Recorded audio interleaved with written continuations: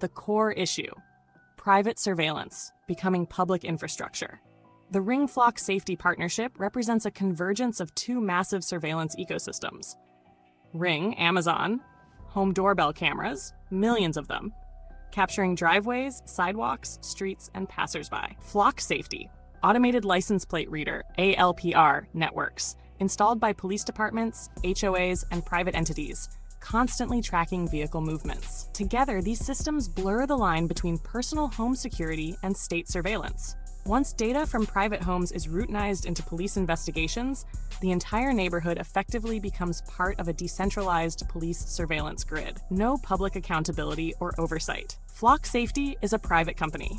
It's not bound by public records laws, FOIA, not accountable to voters, and its data sharing relationships are often opaque. When Ring and Flock integrate, the public loses visibility into how footage is shared, how long it's kept, and who can access it. That means even though the footage may originate from voluntary homeowner systems, it becomes part of a privately controlled surveillance pipeline that can feed local, state, or federal agencies, sometimes even without warrants. History shows that when surveillance data exists, it will eventually be misused. Protesters and activists can be identified through video and vehicle data. During the 2020 protests, law enforcement already used social media videos and camera footage to track participants.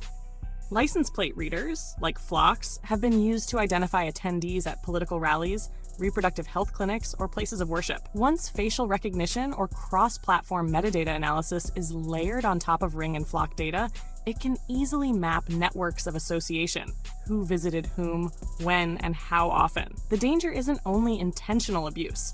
Even well-intentioned investigations can sweep up innocent people if algorithms or officers make wrong assumptions.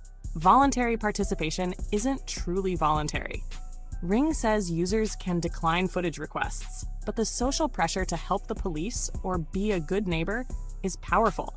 This normalizes cooperation with law enforcement through corporate-mediated trust without the legal safeguards that exist in official investigations.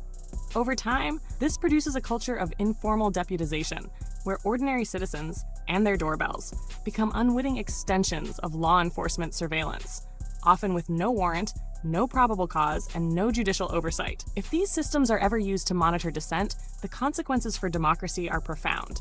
Protests and marches could be automatically tracked using Flock's license plate networks and nearby Ring cameras. Civil rights activists may be mapped by who attends meetings or events, creating digital dossiers of participants. Political opponents or journalists could be indirectly monitored by someone else's device, even if they personally avoid surveillance technology. False accusations or data errors could devastate people's lives. For example, misidentifying a car linked to a crime scene, leading to wrongful arrests. These dangers don't require an authoritarian government. They can occur gradually, through mission creep and data brokerage, as private systems become normalized tools of policing. Erosion of the Fourth Amendment. Because Ring and Flock are private companies, they operate outside the traditional limits of the Fourth Amendment, which guards against unreasonable searches and seizures. If police can request or purchase access to privately collected footage without a warrant, they effectively sidestep constitutional protections, outsourcing surveillance to corporations who aren't bound by those same rules. This represents what scholars call the privatization of surveillance, a quiet erosion of civil liberties through convenience and technology partnerships.